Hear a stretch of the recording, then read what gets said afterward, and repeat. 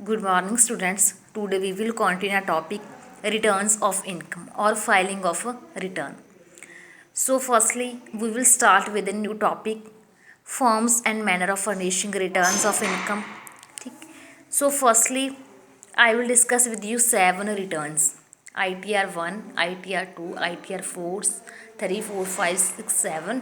ठीक है, ਇਹ ITR से गल करांगे। ਤਾਂ ਫਸਟਲੀ ਆਪਾਂ ਗੱਲ ਕਰਾਂਗੇ ITR 1 ਦੀ। ਸੋ ਇੰਪੋਰਟੈਂਟ ਪੁਆਇੰਟਸ ਜੋ ਤੁਸੀਂ ਨੋਟ ਕਰਦੇ ਰਹਿਣ ਨਾਲ ਦੀ ਨਾਲ।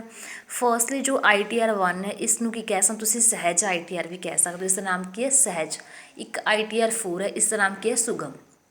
ਦੇਖੋ ਜੋ ITR 1 ਹੈ, ਹੁਣ ਤੁਸੀਂ ਇਸ ਚੀਜ਼ ਦੇ ਵਿੱਚ ਕੀ ਦੇਖਣਾ ਹੈ ਵੀ ਤੁਹਾਡੀ ਜਿਹੜੀ ਇਨਕਮ ਹੈ ਉਹ ਕਿਸ ਹੈਡ ਦੇ ਅੰਡਰ ਫਾਲ ਕਰ ਰਹੀ ਹੈ, ਤੁਸੀਂ ਕਿਹੜੀ ਜੋ ਰਿਟਰਨ ਉਹ ਫਾਈਲ ਕਰਨੀ ਹੈ। Firstly who can use this form ITR 1 ਹੈ ਜਿਹੜੀ ਉਹ ਕੌਣ ਯੂਜ਼ ਕਰ ਸਕਦੇ ਨੇ।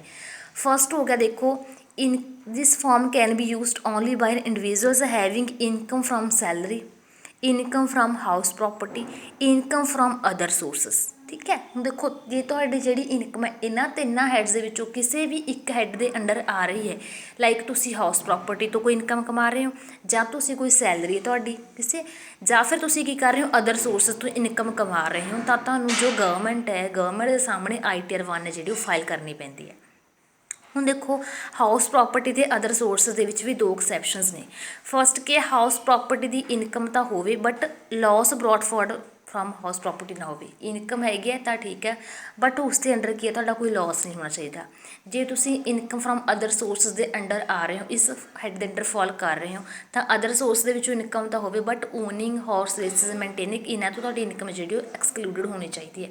ਹੁਣ ਦੇਖੋ ਇਨਕਮ ਫਰਮ ਅਦਰ ਸੋਰਸਿਸ ਹੈ ਜੋ, ਹੁਣ ਜ਼ਰੂਰੀ ਥੋੜ੍ਹਾ ਵੀ ਤੁਹਾਡੀ ਹਾਰਸ ਰੇਸਿਸ ਨੇ, ਕਾਰਡ ਗੇਮਸ ਨੇ, ਇਹੀ ਤੁਹਾਡੇ ਅਦਰ ਸੋਰਸਿਸ ਦੇ ਵਿੱਚ ਆਉਂਦੇ ਨੇ। ਲਾਈਕ ਤੁਸੀਂ ਕੀ ਤੁਹਾਡੀ ਕੋਈ ਐਗਰੀਕਲਚਰ ਇਨਕਮ ਹੈ, ਠੀਕ ਹੈ, ਤੁਹਾਡੀ ਐਗਰੀਕਲਚਰ ਲੈਂਡ ਹੈ ਆਊਟਸਾਈਡ ਇੰਡੀਆ, ਤਾਂ ਉਹ ਵੀ ਤੁਹਾਡੀ ਅਦਰ ਸੋਰਸਿਸ ਦੀ ਇਨਕਮ ਹੈ ਨਾ, ਉੱਥੋਂ ਵੀ ਤੁਹਾਡੀ ਇਨਕਮ ਹੋ ਸਕਦੀ ਹੈ। ਜਾਂ ਫਿਰ ਤੁਹਾਡਾ ਡਿਵੀਡੈਂਟ ਹੋ ਗਿਆ, ਇੰਟਰਸਟ ਔਨ ਸਿਕਿਉਰਿਟੀਜ਼ ਹੋ ਗਈਆਂ, ਕਿਸੇ ਕੰਪਨੀ ਦੁਆਰਾ ਕਲੋਜ਼ਲੀ ਹੈਲਡ ਸ਼ੇਅਰਸ ਹੋ ਗਏ, ਸਾਰੇ ਕੀ ਤੁਹਾਡੇ ਅਦਰ ਸੋਰਸਿਸ ਨੇ। ਤੁਸੀਂ ਚੈਪਟਰ ਕੀਤਾ ਹੋਇਆ ਨਾ ਅਦਰ ਸੋਰਸਿਸ, ਤਾਂ ਆਪਾਂ ਕਹਿ ਸਕਦੇ ਵੀ ਹਾਰਸ ਰੇਸਿਸ ਨੂੰ, maintaining horse races, card games ਨੂੰ ਛੱਡ ਕੇ ਬਾਕੀ ਸਾਰੇ ਹੈਡਸ ਦੇ ਵਿੱਚ ਤੁਹਾਡੀ ਜੇ ਇਨਕਮ ਆ ਰਹੀ ਹੈ ਨਾ ਅਦਰ ਸੋਰਸ ਦੇ ਵਿੱਚ, ਤਾਂ ਤੁਹਾਨੂੰ ITR 1 ਜਿਹੜੀ ਉਹ ਫਾਈਲ ਕਰਨੀ ਪੈਂਦੀ ਹੈ। Next Ki further this form can be used by the individual if his total income doesn't exceed ₹50 lakh. But ਤੁਹਾਡੀ ਇਨਕਮ ਹੈ ਜਿਹੜੀ ਨਾ, ਦੇਖੋ ਇਹਨਾਂ ਤਿੰਨ ਹੈਡਸ ਅੰਡਰ ਤਾਂ ਹੋਵੇ ਹੀ ਹੋਵੇ, ਪਲੱਸ ਤੁਹਾਡੀ ਜਿਹੜੀ ਇਨਕਮ ਉਹ 50 ਲੱਖ ਤੋਂ ਅਬਵ ਨਹੀਂ ਹੋਣੀ ਚਾਹੀਦੀ, ਫਿਰ ਤੁਸੀਂ ITR 1 ਜਿਹੜੀ ਉਹ ਫਾਈਲ ਕਰ ਸਕਦੇ ਹੋ। ਨੈਕਸਟ ਕੀ ਹੈ, who can not use this form. ਕਿਹੜੇ ਪਰਸਨ ਜਿਹੜੇ ਉਹ ITR 1 ਫਿਲ ਨਹੀਂ ਕਰ ਸਕਦੇ। ਤੁਹਾਨੂੰ ਪਤਾ ਵੀ ਦੇਖੋ ਸਿਰਫ 3 ਕਰ ਸਕਦੇ ਨੇ, HP, ਅਦਰ ਸੋਰਸ ਅਤੇ ਸੈਲਰੀ। ਬਾਕੀ ਤੁਹਾਡੇ 2 ਹੈਡ ਜੇ ਬਾਕੀ ਨੇ, ਕੈਪੀਟਲ ਗੇਨ ਅਤੇ PGBP। ਸਮਝ ਗਏ ਨਾ। ਤਾਂ ਦੇਖੋ PGBP ਅਤੇ ਕੈਪੀਟਲ ਗੇਨ ਵਾਲੇ ਤਾਂ ਨਹੀਂ ਕਰ ਸਕਦੇ, ਉਹਦਾ 2 ਐਕਸੈਪਸ਼ਨ ਕੇਸ ਡਾਇਰੈਕਟ ਬਾਈ ਨੇ, ਬਟ ਕੁਛ ਇਨਡਾਇਰੈਕਟ ਵੀ ਨੇ। ਫਸਟ ਕੀ ਹੋ ਗਿਆ, income from more then 1 house property. ਠੀਕ ਹੈ, income from more then 1 house property. ਤੁਹਾਡੀ ਹਾਊਸ ਪ੍ਰੋਪਰਟੀ ਹੈ ਜਿਹੜੀ ਉਹ ਮੋਰ ਦੈਨ 1 ਨਹੀਂ ਹੋਣਾ ਚਾਹੀਦਾ। ਬਟ ਹੁਣ ਕੀ ਹੋਇਆ, ਥੋੜ੍ਹਾ ਜਿਹਾ ਅਮੈਂਡਮੈਂਟ ਆ ਗਈ। ਪਹਿਲਾਂ ਕੀ ਸੀ, ਸਿਰਫ ਇੱਕ ਹਾਊਸ ਪ੍ਰੋਪਰਟੀ ਜਿਹੜੀ ਉਸਨੂੰ ਸੈਲਫ ਆਕਿਊਪਾਈਡ ਮੰਨਿਆ ਜਾਂਦਾ ਸੀ ਅਤੇ ਉਸ 'ਤੇ ਟੈਕਸ ਜਿਹੜਾ ਉਹ ਨਿਲ ਮੰਨਿਆ ਜਾਂਦਾ ਸੀ, ਬਟ ਹੁਣ 2 ਕਰਤੀ ਲਿਮਿਟ। ਠੀਕ ਹੈ, ਤੁਸੀਂ ਇੱਥੇ ਕੀ ਗੱਲ ਦੇਖ ਸਕਦੇ ਹੋ ਵੀ income from more than 2 house property. ਠੀਕ ਹੈ, ਕਿਉਂਕਿ ਇਹ ਥੋੜ੍ਹਾ ਜਿਹਾ ਕੀ ਹੋ ਗਿਆ, ਹੁਣ ਅਮੈਂਡ ਹੋ ਗਿਆ ਇਹ act. Then income from winning from lottery or income from resources. ਦੇਖੋ ਆਪਾਂ ਗੱਲ ਕਰ ਚੁੱਕੇ ਪਹਿਲਾਂ ਵੀ, ਤੁਹਾਡੀ ਇਨਕਮ ਨਹੀਂ ਹੋਣੀ ਚਾਹੀਦੀ। ਨੈਕਸਟ ਹੋ ਗਿਆ ਤੁਹਾਡਾ ਕੈਪੀਟਲ ਗੇਨ। ਨੈਕਸਟ ਜੇ ਤੁਹਾਡੀ ਕੋਈ ਕੀ ਹੈ, ਐਗਰੀਕਲਚਰ ਇਨਕਮ ਹੈ ਐਕਸੈਸ ਆਫ ₹5000 5000 ਤੱਕ ਐਗਰੀਕਲਚਰ ਇਨਕਮ ਜਾਂ ਫਿਰ ਐਗਜ਼ੈਂਪਟਡ ਇਨਕਮ, ਤਾਂ ਫਿਲ ਕਰ ਸਕਦੇ ਹੋ ਫਾਈਲ, ਅਦਰਵਾਈਜ਼ ਨਹੀਂ ਕਰ ਸਕਦੇ। ਨੈਕਸਟ ਕੀ ਹੋ ਗਿਆ, ਬਿਜ਼ਨਸ ਔਰ ਪ੍ਰੋਫੈਸ਼ਨ। ਨੈਕਸਟ ਹੋ ਗਿਆ ਤੁਹਾਡਾ ਕੀ ਹੈ, ਅਦਰ ਸੋਰਸਿਸ ਜੋ ਕੋਈ ਲੋਸ ਹੈ, ਜਾਂ ਫਿਰ ਤੁਸੀਂ ਕਿਹੜੇ ਸੈਕਸ਼ਨ ਅੰਡਰ ਆਉਂਦੇ ਹੋ, 115 BBDA BBE, ਜਾਂ ਫਿਰ ਤੁਸੀਂ ਆ ਰਹੇ ਹੋ personal ਕਲੇਮਿੰਗ relief under section 90 90A ਔਰ 91। ਹੁਣ ਇਹ ਕਿਹੜੇ ਸੈਕਸ਼ਨਸ ਨੇ, 90 90A 91। ਦੇਖੋ ਇਹ ਤੁਹਾਡਾ ਹੁੰਦਾ ਡਬਲ ਟੈਕਸੇਸ਼ਨ ਅਵੋਇਡੈਂਸ। ਵੀ ਕਈ ਵਾਰ ਕੀ ਹੁੰਦਾ, ਇੱਕ ਪਰਸਨ ਨੂੰ ਨਾ ਡਬਲ ਟੈਕਸੇਸ਼ਨ ਲੱਗੀ ਜਾਂਦਾ, ਵੀ ਇੰਡੀਆ ਦੇ ਵਿੱਚ ਵੀ ਲੱਗੀ ਜਾਂਦਾ ਅਤੇ ਫੋਰਨ ਦੇ ਵਿੱਚ ਵੀ, ਤਾਂ ਉਹ ਕੀ ਕਰ ਲੈਂਦਾ, ਇੱਕ ਅਗਰੀਮੈਂਟ 'ਤੇ ਸਾਈਨ ਕਰ ਲੈਂਦਾ ਵੀ ਜਾਂ ਤਾਂ ਮੇਰੇ ਤੋਂ ਆਪਾਂ ਕਹਿ ਸਕਦੇ ਹਾਂ ਵੀ ਸੋਰਸ ਜਨਰੇਟਡ ਕੰਟਰੀ ਟੈਕਸ ਲਵੇ, ਜਾਂ ਫਿਰ ਮੇਰੇ ਤੋਂ ਰੈਜ਼ੀਡੈਂਸ਼ੀਅਲ ਕੰਟਰੀ ਲਵੇ। ਤਾਂ ਇੱਕ ਹੁੰਦਾ ਯੂਨੀਲੇਟਰਲ, ਇੱਕ ਹੁੰਦਾ ਬਾਇਲੇਟਰਲ। ਜੇ ਕਿਸੇ ਪਰਸਨ ਨੇ ਦੇਖੋ ਕੋਈ ਵੀ ਕਿਸੇ ਨਾਲ ਸਿਗਨੇਚਰ ਨਹੀਂ ਕੀਤਾ, ਠੀਕ ਹੈ, ਤਾਂ ਦੇਖੋ ਉਹਨੂੰ ਦੋਵੇਂ ਜਗ੍ਹਾ 'ਤੇ ਟੈਕਸ ਪੈ ਰਿਹਾ, ਕਿਉਂਕਿ ਉਹਨੇ ਕਿਤੇ ਲੀਗਲੀ ਰਜਿਸਟਰ ਨਹੀਂ ਹੋਇਆ ਹੈਗਾ, ਤਾਂ ਉਹ ਕਿਹੜੇ ਸੈਕਸ਼ਨ ਦੇ ਅੰਡਰ ਆ ਜਾਂਦਾ, 90A ਦੇ ਵਿੱਚ ਆ ਜਾਂਦਾ। ਠੀਕ ਹੈ, ਆਪਾਂ ਕਹਿ ਸਕਦੇ ਵੀ 91 ਦੇ ਵਿੱਚ ਆ ਜਾਂਦਾ। ਉਸਨੇ ਕੋਈ ਸਿਗਨੇਚਰ ਨਹੀਂ ਕੀਤੇ ਕਿਸੇ ਵੀ ਐਕਟ ਦੇ ਅੰਡਰ, ਬਟ ਜੇ ਉਸਨੇ ਸਿਗਨੇਚਰ ਕਰ ਰੱਖੇ ਨੇ ਫਿਰ ਉਹ 90 ਅਤੇ 90A ਦੇ ਵਿੱਚ ਆ ਜਾਂਦਾ। ਤਾਂ ਜੇ ਕੋਈ ਇੱਦਾਂ ਦਾ ਪਰਸਨ ਜਿਹੜਾ ਉਹ ਡਬਲ ਟੈਕਸੇਸ਼ਨ ਅਵੋਇਡੈਂਸ ਵਗੈਰਾ ਅੰਡਰ ਆਉਂਦਾ, ਉਹ ਵੀ ਜਿਹੜੀ ITR 1 ਉਹ ਫਾਈਲ ਨਹੀਂ ਕਰ ਸਕਦਾ। ਨੈਕਸਟ ਕੀ ਹੈ, any resident having any asset located outside India, signing authority outside India. ਮੈਂ ਤੁਹਾਨੂੰ ਇਹ ਲਾਸਟ ਲੈਕਚਰ ਵਿੱਚ ਦੱਸਿਆ ਸੀ ਵੀ ਕੋਈ ਵੀ ਪਰਸਨ ਹੈ ਜਿਸ ਦਾ ਐਸੈਟ ਆਊਟਸਾਈਡ ਇੰਡੀਆ ਹੈ, ਕੋਈ ਵੀ ਆਊਟਸਾਈਡ ਇੰਡੀਆ ਨਾਲ ਡੀਲਿੰਗਸ ਹੈ, ਉਸ ਨੂੰ ਤਾਂ ਰਿਟਰਨਸ ਜਿਹੜੇ ਉਹ ਫਾਈਲ ਕਰਨ ਦੀ ਜ਼ਰੂਰਤ ਹੀ ਨਹੀਂ ਹੁੰਦੀ, ਤਾਂ ਫਿਰ ਉਹ ITR 1 ਵੀ ਕਿਉਂ ਫਾਈਲ ਕਰੇਗਾ।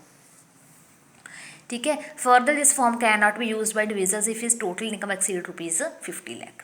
तो अपनी ITR 1 ठीक है क्लीयर। उस तो बाद आप करांगे ITR 2। This form can be use by person being an individual to whom serial number 1 applies or HUF whose total income does not include income derived from proprietary business or profession. देखो सिर्फ जो first है तो fourth है तो similar ने बिल्कुल, जो तो फस्ट के जोड़े प्रोविजनस ने याद हो गए तो फोर्थ भी ईजी है बिल्कुल। बस फोर्थ के थोड़ा जिहा एक तो 44 AD वाला प्रोविजन ऐड है, जो सैकेंड ते थर्ड है इन्हों याद करना बिल्कुल ईजी है।